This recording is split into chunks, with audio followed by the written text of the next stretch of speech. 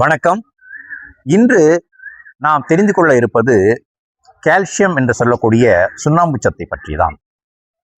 நமது உடலுக்கு அன்றாடம் கிட்டத்தட்ட 1000 மில்லிகிராமிலிருந்து 1200 மில்லிகிராம் வரை தேவைப்படும் இந்த சுண்ணாம்பு சத்து நமக்கு என்னென்ன வேலை செய்கிறது என்று பார்த்தீங்கன்னா, முக்கியமாக எலும்போட உறுதிக்கும் பற்களோட உறுதிக்கும் ஏனைய பிற ஆரோக்கிய விஷயத்துக்கும் பார்த்தீங்கன்னா சுண்ணாம்பு சத்து ரொம்ப ரொம்ப ரொம்ப அவசியம். இது கிட்டத்தட்ட 99% நமது எலும்புகளில் இருக்கு. மிச்சம் இருக்கிற 1% ரத்தத்திலையும் இந்த ஹார்மோன்லையும் இருக்கு. ஆனாலும் இந்த 1% இருக்கு பாருங்க, அந்த சுண்ணாம்பு சத்து, அது செய்யற வேலையை பார்த்தீங்கன்னா ரொம்ப அபரிதமான வேலையை செய்யுது. அதனாலதான் நாம் அன்றாடம் சாப்பிடுற உணவுல சுண்ணாம்பு சத்து என்பது மிக மிக மிக மிக அவசியம்.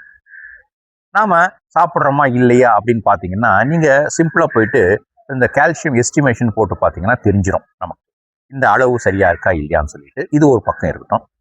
இருந்தாலும் இந்த சுண்ணாம்பு சத்தும் கிரகிக்கிறதுக்காகவும் இந்த சுண்ணாம்பு சத்து சீராக நமது உடல் உபயோகப்படுத்தவும் கூட புரதம் என்பது மறுபடியும் அவசியமாகிறது. அதனால மொத்தத்தில் சொல்ல போனா அன்றாட உணவில் அதிகமாக புரதம் இருக்கணும், கால்சியம் இருக்கணும். இப்படிப்பட்ட உணவை நம்ம அன்றாட தேர்ந்தெடுத்து உண்டால் நமக்கு எலும்பு உறுதி நிச்சயம், அதே நேரத்தில் ஆரோக்கியம் நிச்சயம். அப்படி என்ன உணவுல இந்த சுண்ணாம்பு சத்து இருக்குன்னு பார்த்தீங்கன்னா, விதைகள், கொட்டைகள்னு சொல்லக்கூடிய எல்லா அந்த பாதாம், அந்த அக்ரூட், இந்த வகைகள், ஆளி விதைகள், சப்ஜா விதைகள், இதெல்லாம் பார்த்தீங்கன்னா சுண்ணாம்பு சத்து நிறைந்தவை தான்.